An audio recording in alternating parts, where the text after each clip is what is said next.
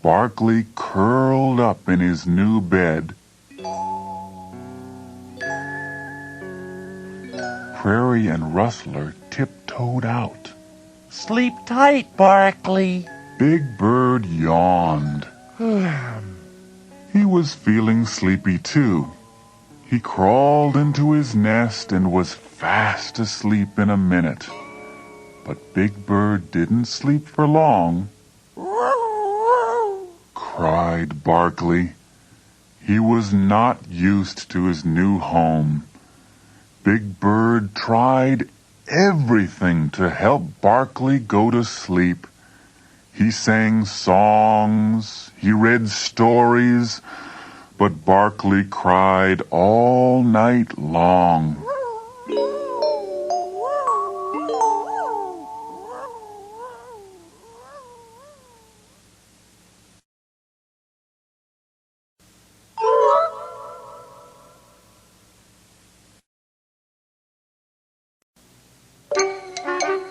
Sherlock Hemlock knocked on the door the next morning. I say, is anybody home? He called. Good morning, Sherlock Hemlock. Said Big Bird sleepily. This is my new dog. Ah, what's this? Through my detective's magnifying glass, I see a small furry animal with big ears.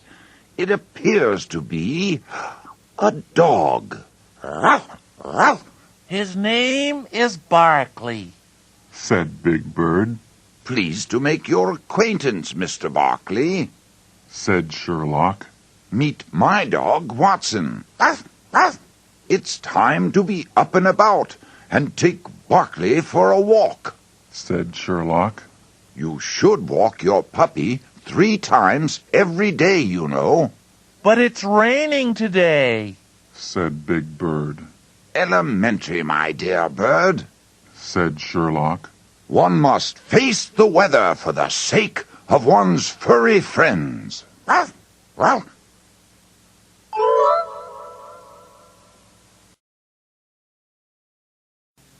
After breakfast, Sherlock, Watson, Barkley, and Big Bird walked down Sesame Street.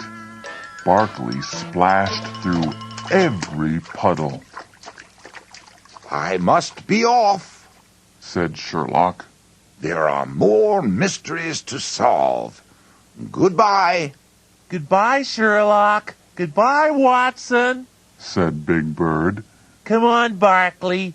Let's go visit Ernie and Bert. Hi, Big Bird, said Ernie. Barkley raced past him into the apartment and shook himself on the carpet. Then he ran in and out of every room. He jumped up on Bert's favorite chair. Barkley, stop! Big Bird yelled.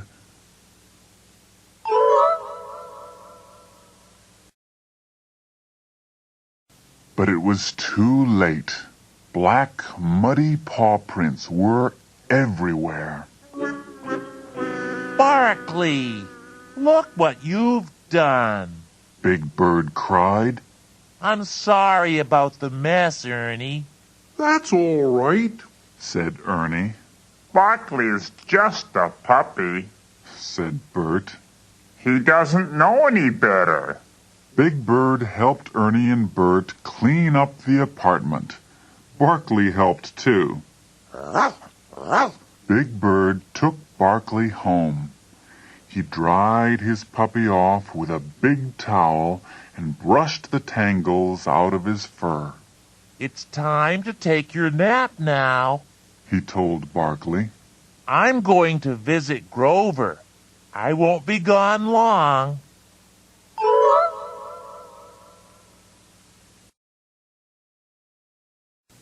Barkley didn't take a nap.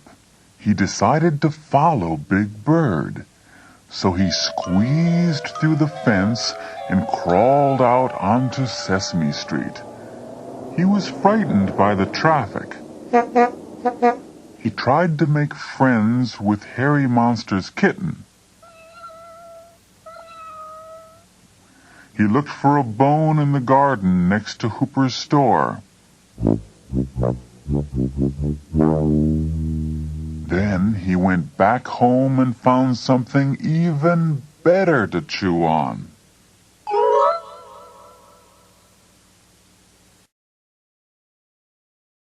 Barkley! Big Bird cried when he saw what Barkley had done. That was my lucky glove. Maria, who was out walking her dog Perito, heard Big Bird. What's wrong? She asked. Barkley chewed up my baseball glove. Big Bird was close to tears. And I had to walk him even in the rain. And he tracked mud all over Ernie and Bert's apartment. And he cried all night long. And Big Bird, Barkley is only a puppy, said Maria. He needs you to take care of him. I know, said Big Bird. Big Bird picked up his puppy and hugged him. Barkley licked his face. Don't worry, Barkley, said Big Bird. I'll take good care of you, just like Granny Bird said.